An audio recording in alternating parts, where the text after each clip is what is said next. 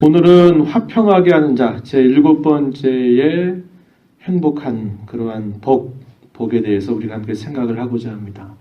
마음이 청결하다라는 것은 화목을 이루는 데 있어서 굉장히 중요한 요건이 되죠.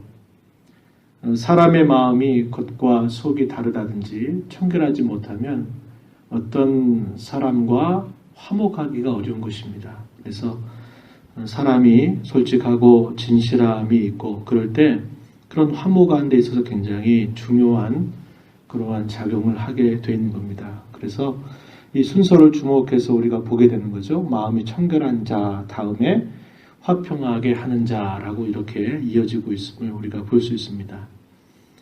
예수님께서는 옛적에 이런 말씀을 하신 바가 있죠. 내가 세상에 화평을 주러 온 게 아니라 나는 세상에 검을 주러 왔다. 이런 말씀을 하신 적이 있었습니다. 마태복음 10장 34절 이하에서 보면은 예수님께서 그런 말씀을 하셨어요. 내가 세상에 화평을 주러 온 줄로 생각하지 말라. 화평이 아니요 검을 주러 왔노라. 이렇게 말씀합니다. 그런데 또 다시 다른 성경의 많은 부분에서는 예수님은 화평하게 하기 위해서 이 땅에 오셨다. 또 이렇게 말씀하세요. 이게 서로 어떤 뜻을 가지고 이렇게 서로 말씀하시는지 우리가 좀 궁금해지게 되는데요. 세상에 화평을 주러 온 게 아니라 검을 주러 왔다라고 말씀하시면서 예수님께서는 계속 이어서 이런 말씀을 하셨어요. 마태복음 10장 35절 이하에 보니까 내가 온 것은 사람이 그 아버지와 딸이 어머니와 며느리가 시어머니와 불화하게 하려 함이니 사람의 원수가 자기 집안 식구리라. 아버지나 어머니를 나보다 더 사랑하는 자는 내게 합당하지 아니하고 아들이나 딸을 나보다 더 사랑하는 자도 내게 합당하지 아니하며 또 자기 십자가를 지고 나를 따르지 않는 자도 내게 합당하지 아니하니라. 영적으로 하나님께 속해 있는가 그렇지 않은가에 따라서 서로 이렇게 확연하게 그 소속이 갈리고 달라진다라는 그런 의미를 주님이 전달하시기 위해서 나는 화평을 주러 온 게 아니라 검을 주러 왔다. 이런 말씀을 하신 바가 있었습니다. 그러나 또 한편 우리가 이야기한 것처럼 예수님께서는 화목을 위하여서 이 땅에 오셨다. 이렇게 성경의 많은 곳에서 말씀하고 있어요. 하나의 예를 하나 든다면 요한일서 2장 2절의 말씀을 보면요. 이렇게 말씀하십니다. 그는 예수님은 우리 죄를 위한 화목 제물이니 우리만 위할 뿐 아니요 온 세상의 죄를 위하십니다. 그 온 세상의 죄를 위한 화목의 제물로 이 땅에 오셨다. 하나님과 화목을 이루기 위해서 또 사람과 사람 사이의 화목을 이루기 위해서 또 온 세상이 타락한 그러한 세상이 화목하게 돼서 그리스도 안에서 통일되게 하려 하시려고 이 땅에 오셨다. 이런 표현들을 우리는 기억하게 되는 것입니다. 오늘 우리가 읽은 본문의 내용은 잘 알고 있는 말씀, 읽었던 말씀대로 화평하게 하는 자가 복이 있나니 그들이 하나님의 아들이라 일컬음을 받을 것이다. 이렇게 말씀하는데 역시 이것을 하나씩 나누어서 좀 생각을 함께 해보고자 합니다. 먼저 화평하게 하는 자에 대해서 함께 생각을 해볼게요. 화평이라고 하는 말은 성경에서 굉장히 번역이 되면서 많은 표현들로 이렇게 옮겨지고 있는데 예를 들면 화목이라고 하는 말도 비슷한 의미죠. 또 평안이라고 하는 것, 또 평화 혹은 평강 이런 것들과 다 같은 뜻을 가지고 있는데 이렇게 다양하게 우리가 있는 성경 속에 번역이 되고 있는 표현이다 이 말입니다. 근데 이 화평에 관한 이 말은 구약의 말 가운데서 샬롬, 유대인들이 지금도 늘 인사로 건네는 말, 샬롬, 샬롬. 이 말로부터 이 화평이라고 하는 말이 나왔다는 겁니다. 이 샬롬이라고 하는 것은 유대인들 사이에 여러 가지 의미를 참 담고 있는 그런 뜻인데요. 말인데 안전하다 또는 건강하다, 질병이 없다. 또 다르게는 번영을 누린다. 또 형통한다. 잘 된다. 이런 의미들을 이렇게 나타내주고 있는 그런 말입니다. 그래서 이런 다양한 뜻들을 나타내고 있기는 한데 이것들을 한번 정리를 해본다면 이렇게 정리해 볼 수 있을 것 같아요. 모든 것들이 정상적인 상태에 있는 것, 그것을 뜻하는 말로 이 샬롬이라고 하는 말을 이해할 수 있어요.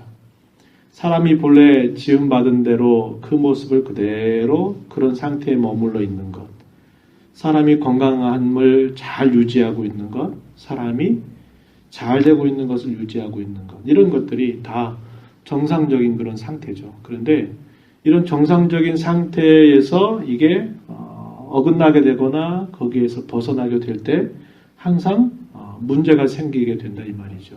그래서 이스라엘 사람들이 샬롬 이렇게 할 때는 여러분의 삶이 늘 안전하고 건강하고 잘 되기를 바란다 하는 그런 뜻이 있는 것이고, 구약에서 이 샬롬의 의미가 이런 의미로 사용돼서 결국 하나님께서 본래 지으신 그러한 정상적인 그런 자리에 머물러 있는 것, 이런 것을 통칭적으로 말할 때 이걸 샬롬 이렇게 표현한다, 이렇게 이야기할 수 있겠습니다.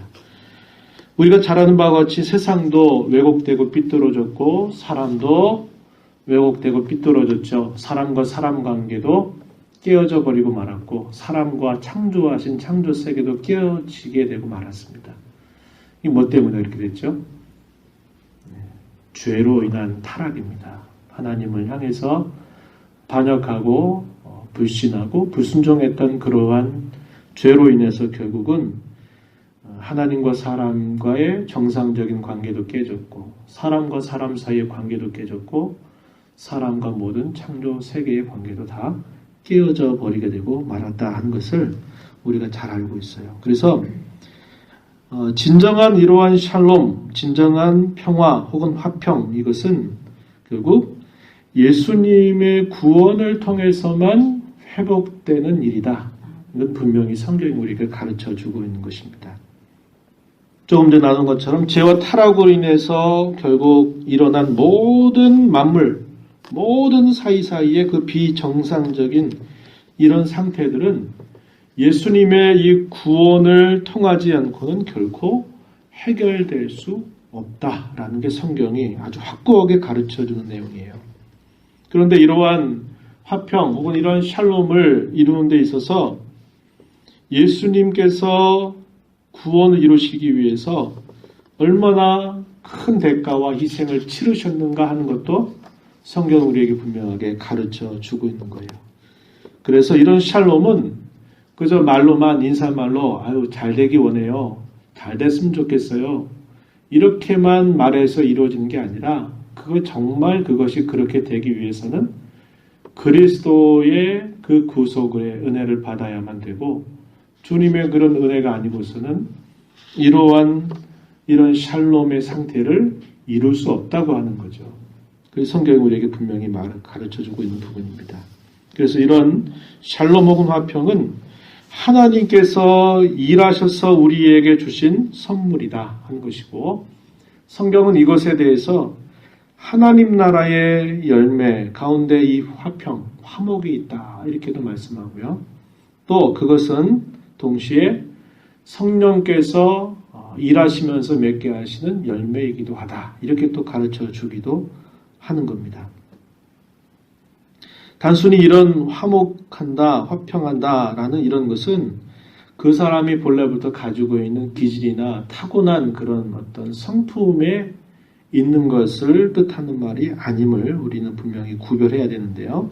예를 들어서 싸우는 걸 싫어한다든지 또 다투는 걸 싫어하는 그러한 사람이 있잖아요. 본래적으로. 뭐 좋은 성품을 가지고 있다 이렇게 말할 수는 있겠지만 그 사람의 성향이나 기질이 그냥 웬만하면 싸우지 않고 웬만하면 다투지 않고 그냥 그러려고 하는 사람을 말할 때 저 사람은 참 평화로운 사람이다. 온순한 사람이다. 이렇게 우리가 통상적으로 말을 하곤 하지만 그러나 여기서 말하는 화평이라고 하는 것은 그 사람이 본래부터 타고날 때 가지고 있는 기질이나 신앙 바깥에서 그 사람이 가지고 있는 어떤 그 사람의 성품을 말하는 게 아니라 이것은 예수 그리스도를 통해서 맺어지게 되는 열매고 예수 그리스도를 통해서 얻게 되는 그러한 성품임을 우리는 분명히 기억해야 되겠다 하는 것입니다. 이 화평에 관한 이러한 말씀들은 성경의 곳곳마다 참 많아요. 여러분들이 성경을 읽어보시면 굉장히 많이 있어요. 예수님께서 십자가에서 죽으신 이 일을 통해서 우리에게 화평을 이루셨다라고 하는 이 표현은 아주 성경의 복음의 아주 핵심적인 내용입니다. 예를 들면 골로새서 1장 20절에 이렇게 말씀했어요. 그의 십자가의 피로 화평을 이루사 만물 곧 땅에 있는 것들이나 하늘에 있는 것들이 그로 말미암아 자기와 화목하게 되기를 기뻐하심이라. 골로새서 1장 20절에서 그렇게 표현했어요.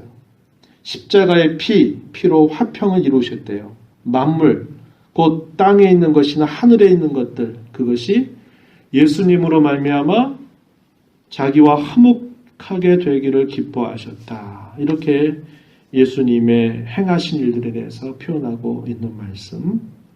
또 그와 더불어 함께 거의 같은 시기에 기록되었다고 보는 에베소서 2장 15절 이하에서도 또 이렇게 바울 사도가 말합니다. 법조문으로 된 계명의 율법을 폐하셨으니 이는 이 둘로 자기 안에서 한 세 사람을 지어 화평하게 하시고 또 십자가로 이 둘을 한 몸으로 하나님과 화목하게 하려 하심이라.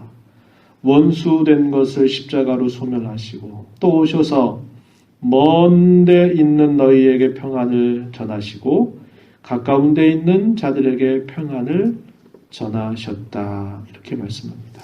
여기 이렇게 하나의 이 긴 문장 속에 화평, 화목, 평안 이 표현들이 쭉 사용되고 있는데 이 의미가 다 같은 의미를 이렇게 표현하고 있다는 거예요. 화평하게 하셨다. 하나님과 화목하게 하셨다. 또 멀리 있는 너희 가까이 있는 자들에게 평안을 전하셨다. 이게 예수님께서 하신 그 십자가의 대속의 사역을 이렇게 표현하고 있다고 하는 사실입니다. 로마서 14장 17절 말씀에 보면요. 이렇게 또 표현해요. 하나님의 나라는 먹는 것과 마시는 것이 아니요 오직 성령 안에 있는 의와 평강과 희락이라. 하나님의 나라는 성령 안에 있는 의와 평강과 희락이라. 그래서 이 하나님 나라의 열매가 바로 그 열매 가운데서 평강과 희락이라고 하는 것이 있음을 이야기해주고 있어요. 또 갈라디아서 5장 22절 이하에 보면 성령의 열매 가운데 이것이 표현되어 있죠. 오직 성령의 열매는 사랑과 희락과 화평과 오래 참음과 자비와 양선과 충성과 온유와 절제니 이 같은 것을 금지할 법이 없느니라. 이렇게 가르쳐주고 있습니다. 그래서 이 화평 이것은 성령의 열매이면서 하나님 나라의 열매다. 이 말은 무슨 말이냐면 우리가 하나님 나라의 백성이 됐다라고 했을 때 우리가 하나님 앞에 맺어야 되는 열매가 바로 이것이다 이 말이죠. 화평, 화목, 평안 이것을 열매로 맺어가기를 하나님이 우리에게 기대하고 계시다라는 것을 우리에게 알려주고 있는 것입니다.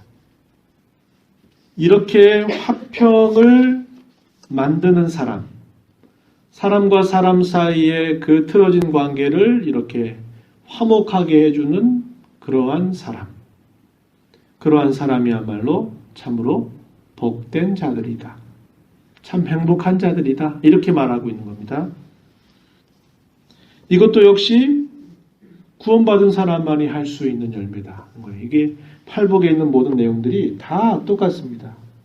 믿지 않는 사람들이 말하고 있는 그런 기질이나 성품을 말하는 게 아니고 구원받은 하나님의 사람들에게 하나님께서 주신 그런 선물이라는 거예요. 그렇기 때문에 그것은 특별한 것이고 그것은 복된 것이고 그것은 귀한 것이다. 계속 이렇게 예수님께서 말씀하고 계신 겁니다. 세상 사람들은 힘의 논리를 따라서 사람들에게 서죠. 사람들을 대하죠. 힘을 가지고 있는 사람들을 중심으로 해서 다 거기에 모여듭니다. 그리고 이 힘이 이제는 여기가 아니라 옮겨지겠다 생각하면 또 어떻게 합니까? 또 싹 자세와 태도를 바꿔가지고 그 힘이 어디로 이동할까를 딱 보고 그 이동하는 쪽을 향해서 또 뭔가 이렇게 움직이고 무엇인가를 해내간다는 거죠. 그래서 힘의 논리를 따라서 사람이 판단받고 힘을 가지고 있다면 그것이 곧 사람들을 다스리고 사람들을 이끌 수 있는 것으로 이야기하지만은 그러나 우리 주님께서 우리에게 하시는 그런 말씀은 그러한 힘의 논리, 누가 더 힘이 세냐, 누가 더 강하냐 이런 쪽에 그런 것에 관심을 갖고 살아갈 자가 아니라 오히려 사람과 사람 사이에 다투고 또 시기하고 싸우는 그런 것들을 오히려 이렇게 완화시키고 그들을 화목하게 하는 그런 자들이야말로 그것이 정말 하나님 앞에 복된 자들이다. 이렇게 말씀하고 계시는 것입니다. 그러한 자들에게 약속되고 있는 복이 뭘까요? 그게 곧 하나님의 아들이라 일컬음을 받게 된다. 이렇게 예수님께서 말씀하신 겁니다. 하나님의 아들이라 일컬음을 받는다. 이 말은 하나님의 아들이라 하는 말과 거의 동일한 표현으로 사용하고 있는 말입니다.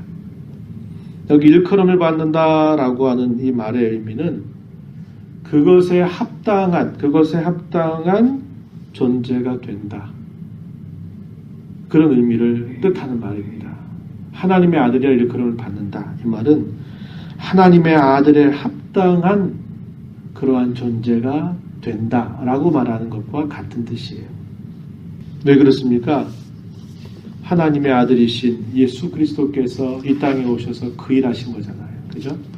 하나님과 우리 사람 사이에 이 원수 관계를 화목하게 했고 사람과 사람 사이의 질시와 반목과 미움과 이런 시기와 질투, 원수 관계를 이렇게 하나로 묶어주셨어요. 중간에 막힌 담들을 다 헐어버리고 하나가 되게 하시는 일을 하셨고 그분의 그 구속으로 말미암아 범죄로 인해서 타락한 모든 이 창조 세계가 예수님의 구속을 통해서 이제 다시 회복되게 되는 그때가 분명히 성경이 약속하고 있기 때문에 그러한 것입니다. 예수님께서 이 동일한 산상순 가운데 마태복음 5장 44절 45절에서 이런 말씀을 하셨어요.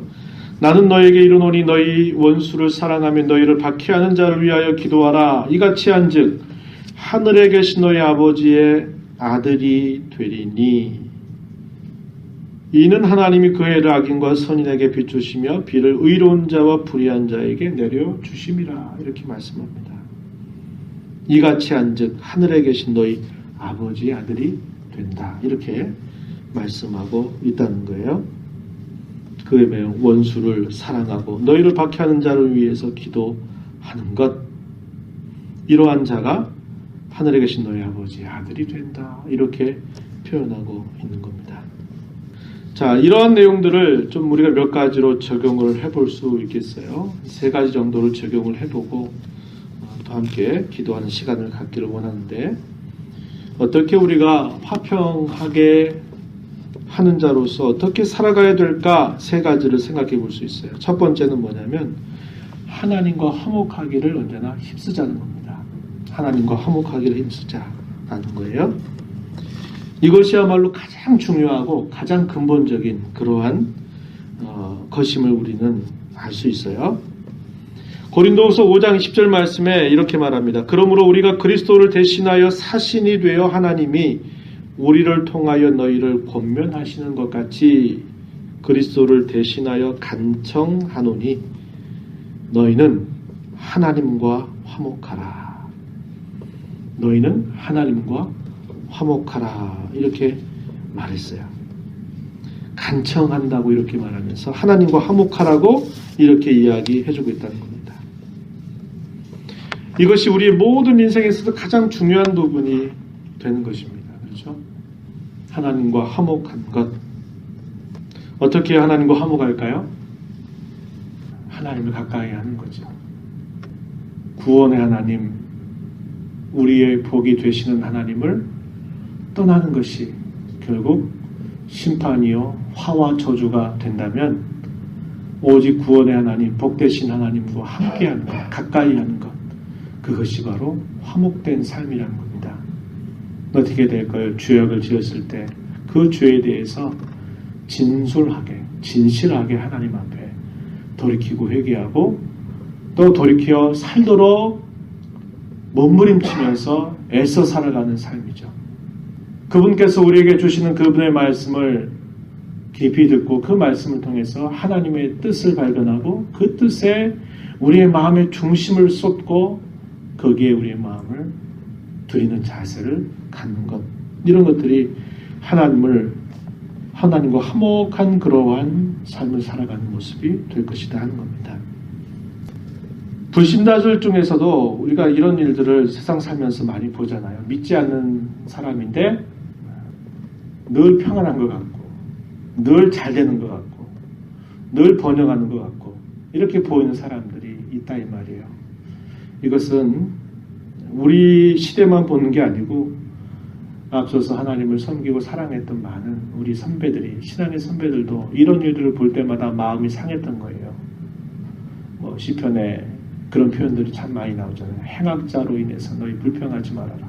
이 말은 그들은 살 때도 악을 행하는데도 벌도 안 받고 잘 살다가 잘 먹고 잘 살다가 죽을 때도 평안하게 죽는데 하나님 믿는 사람들은 안 그래 보인다 이 말이죠. 그래서 도대체 이게 어떻게 된 일입니까? 하나님이 이거 도대체 어떻게 된 거예요? 이렇게 하나님 앞에 탄식하면서 기도하는 그런 여러 내용들을 우리가 살펴보게 된다 이 말이죠. 그 대표적인 것이 시편 37편의 내용이라든지 또 반대로 시편 73편의 내용이라든지 하박국 선지자가 하나님 앞에 부르짖었던 그런 내용들이라든지 이제 이런 부분들이 성경의 곳곳마다 나온다 이 말이에요. 우리도 이 땅에 살면서 그런 생각 안 들잖아요. 하나님 잘 믿어보려고 하는데 왜 이렇게 나는 어려움도 많고 시련도 많고 한지. 저 믿지 않는 사람들은 하나님 몰라도 그냥 고통도 없고 어려운 것도 없고 잘 되기만 하고 도대체 이게 어떻게 된 거냐 싶은 그런 생각이 들 때가 있다 이 말이에요. 때로는 신자들이 불신자들보다도 더 큰 고난과 시련을 당하는 것 때문에 시험에 들기도 하죠. 하지만 성경은 분명하게 말합니다. 하나님과 화목하지 않는 상태에서 누리는 안전, 건강, 질병이 없는 거죠. 건강, 그리고 번영과 형통은 다 거짓된 것이고 임시적인 평화일 뿐임을 성경은 분명히 말해주고 있다고 하는 겁니다. 많은 사람들은 자신들의 죄악에 대해서 하나님이 심판하시지 않는 것에 대해서 이게 평안이구나 이렇게 착각하는 거예요. 그렇게 해가지고 잘못한 거 잘못했다고 하는데 그렇게 해도 별일 없더라. 괜찮더라.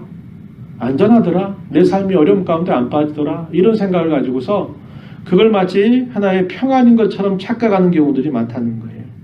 그러나 성경은 말합니다. 악인들에게는 결코 평강이 있을 수 없다. 이렇게 말하고 있고 또한 하나님은 진노의 칼을 예비하고 계시다라고까지 성경은 우리에게 명백하게 말씀해주고 있어요. 자, 전도서 8장 11절에 이런 말씀이 있습니다. 잘 들어보세요. 다 일일이 찾아볼 만한 시간이 안 되니까 제가 읽어드리는 겁니다. 8장 11절 말씀에 보면 악한 일에 관한 징벌이 속히 실행되지 아니하므로 인생들이 악을 행하는 데 마음이 담대하도다 이렇게 말했습니다. 악한 일에 관한 징벌, 심판이 속히 실행되지 않는다는 거죠. 잘못했는데도 그것에 대한 어떤 심판이 바로 집행이 되지 않으니까 인생들이 악을 행하는 것에 대해서 굉장히 담대하다 이 말이에요. 그리고 불안한 마음이 편안처럼 느껴진다 이 말이에요. 이렇게 하면 안 될 것 같은데 그 일이 그냥 살짝 지나간단 말이죠. 이러니까 이게 아니구나, 괜찮구나, 안전하구나 이렇게 사람들이 생각한다는 거예요. 하나님께서는 악인에게는 결코 평강이 없다. 이 말씀을 여러 차례 말씀해 주셨는데요. 이사야서 48장 22절에 보면 여호와께서 말씀하시되 악인에게는 평강이 없다 하셨느니라. 또 57장 21절에서도 역시 악인에게는 평강이 없다 이런 말씀을 하셨습니다. 이사야서 59장 8절에서는 또 이렇게 말씀합니다. 그들은 평강의 길을 알지 못하며 그들이 행하는 곳에는 정의가 없으며 굽은 길을 스스로 만드나니 무릇 이 길을 밟는 자는 평강을 알지 못하느니라 이렇게 말씀했어요. 평강의 길을 알지 못한다. 이게 뭘 말하는 겁니까? 그리고 하나님을 섬기는 길에서 떠나간다 이 말이죠. 예레미야서 8장 11절에서 또 이런 말씀이 주어져요. 그들이 딸 내 백성의 상처를 가볍게 여기면서 말하기를 평강하다 평강하다 하나 평강이 없도다.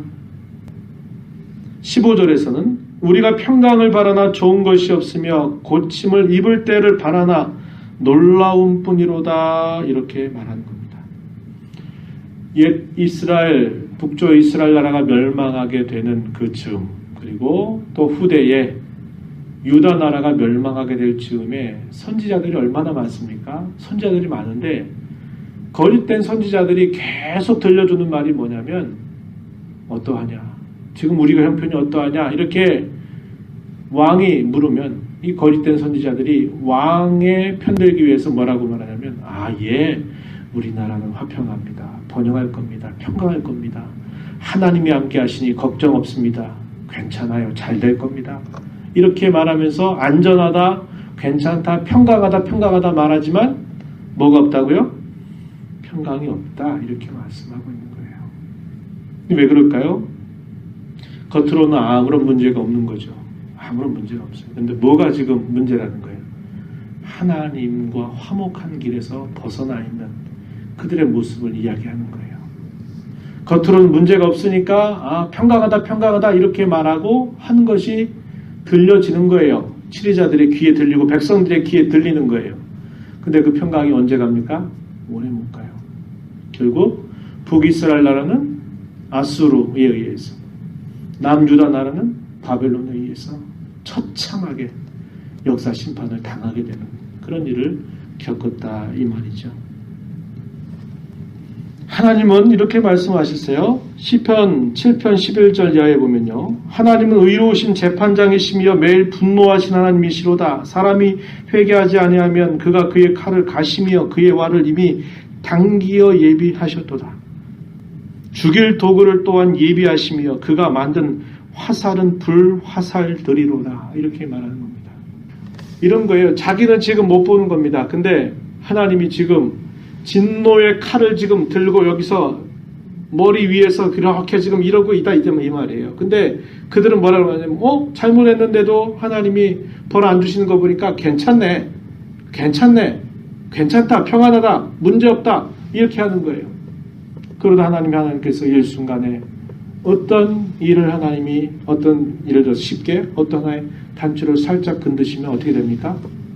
재앙이 쏟아지는 겁니다. 재앙이 쏟아진다는 거예요.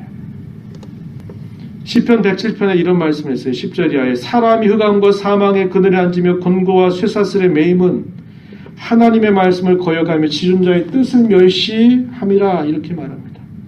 흑암과 사망의 그늘에 앉아있고 곤고와 쇠사슬에 매여있는 것, 그건 하나님의 뜻을 저버렸고 지존자의 뜻을 멸시했기 때문이다 이렇게 말하는 거죠.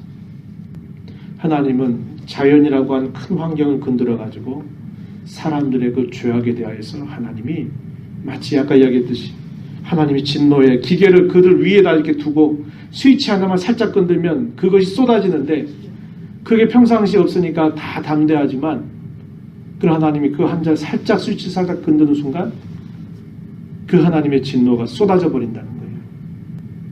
그것이 우리가 이 땅의 인류를 살아가면서 우리가 볼 수 있는 그런 상황들이 펼쳐지게 된다 이 말이죠. 그런 부분들을 사람들이 두려워하지 않는다는 거예요. 그러고 거짓된 평안을 사실상 거짓된 것이고 임시적인 것인데 그게 평안한 거다. 이렇게 사람들은 생각하고 있다는 겁니다.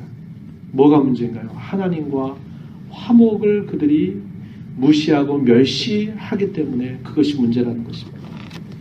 두 번째는 교회 가운데 화목하게 하는 삶을 힘써야 된다는 거죠. 힘쓰자는 겁니다.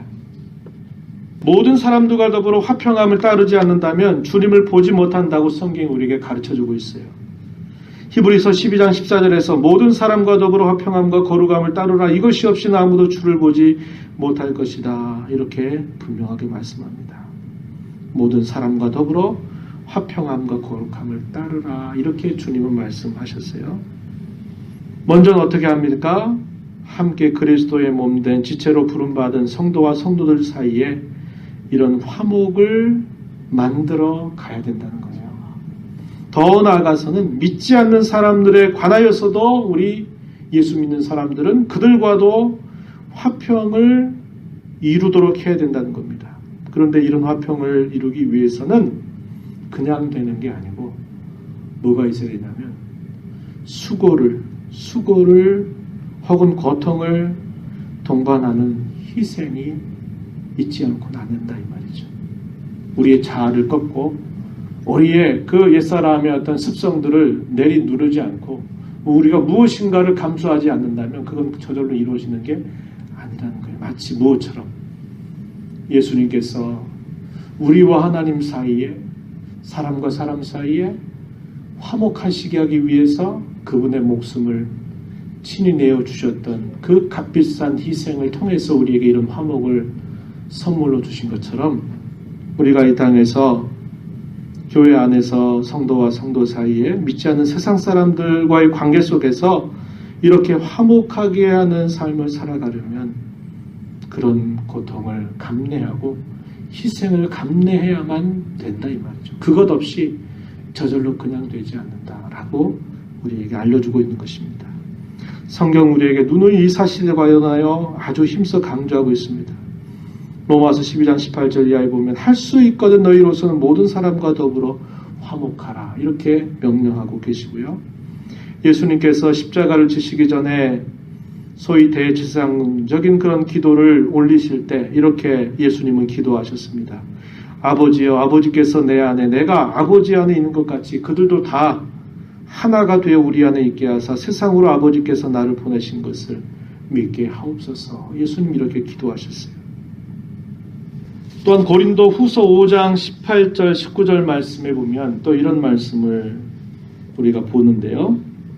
모든 것이 하나님께로서 났으며 그가 그리스도로 말미암아 우리를 자기와 화목하게 하시고 또 우리에게 화목하게 하는 직분을 주셨으니 곧 하나님께서 그리스도 안에 계시사 세상을 자기와 화목하게 하시며 그들의 죄를 그들에게 돌리지 아니하시고 화목하게 하는 말씀을 우리에게 부탁하셨느니라. 여기 18절에서 뭐라고 말하냐면 우리에게 화목하게 하는 직분을 주셨답니다. 이렇게 가르쳐줘요. 화목하게 하는 직분. 우리가 마땅히 해야 될 일로 화목하게 하는 일을 하라고 우리에게 말씀하셨다는 거예요. 19절에서는 또 뭐라고 말했어요? 화목하게 하는 말씀을 우리에게 부탁하셨다 이렇게 말하고 있는 겁니다. 그래서 바로 이러한 화목을 이루는 일에 우리가 도구로 쓰임받는 삶이 되어야 된다 이렇게 정리해 볼 수 있고 마지막으로 뭐냐면 화목의 복음을 전하기를 힘쓰자는 겁니다. 복음이야말로 하나님과 사람 사이를 사람과 사람 사이를 타락한 온 세상을 화목시킬 수 있는 유일한 대안입니다. 그리고 방법입니다. 그래서 우리가 화평하게 하는 자로 이 땅을 살아갈 때 세 가지 말씀드렸죠. 하나님과 화목하자. 세상이 주는 거짓되고 위장된 임시적인 그런 평안이 평안인 줄 알지 말고 하나님과 화목하기를 힘쓰자. 두 번째는 사람과 사람 사이에 화목하게 하는 그런 일들을 감당하자. 마지막으로는 진정한 화목을 위해서 그리스도의 복음을 우리의 삶을 통해서 전하는 삶을 살아가자라고 하는 겁니다. 그래서 이 복음이야말로 진정한 화목을 이룰 수 있는 유일한 대안으로 주께서 우리에게 주신 것이고 맡겨주신 것입니다. 바울사는 로마서 1장 17절에서 헬라인이나 야만인이나 지 있는 자나 어리석은 자에게 다 내가 빚진 자다 이렇게 말합니다. 뭐에 빚졌다는 거예요? 복음에 빚진 자다. 하나님 사랑에 빚진 자다. 그래서 나는 모두에게 이 복음을 전해서 그들로 하여금 화목을 이루게 하는 일들을 감당해야 된다 하는 것을 이렇게 힘써서 이야기하고 있는 것입니다. 여러분, 저와 여러분의 실력으로 이렇게 된 것 아니잖아요. 그죠? 우리가 애써서 힘써서 이렇게 화평하게 되는 그런 은혜를 입은 게 아니고 선물로 받은 것입니다. 선물로 받은 것이에요. 그 주님은 선물로 주시고서는 이제 너희가 내 아들처럼, 하나님의 자녀처럼, 하나님의 아들처럼 뭐 하라고요? 이 화평하게 하는 일을 가지고 살아가라는 거예요. 어디서? 세상의 한복판에서. 지금 네가 살고 있는 그 자리에서, 그 현실 속에서 그렇게 살아가라고 주님 우리에게 말씀하고 있다 하는 것입니다. 이 말씀을 우리가 기억하면서 이러한 열매를 맺어감으로 정말 하나님을 믿는 자다운 그런 삶의 모습과 열매를 주님 앞에 드러내서 주께 영광 돌리는 우리 모두의 삶이 되기를 진심으로 바랍니다.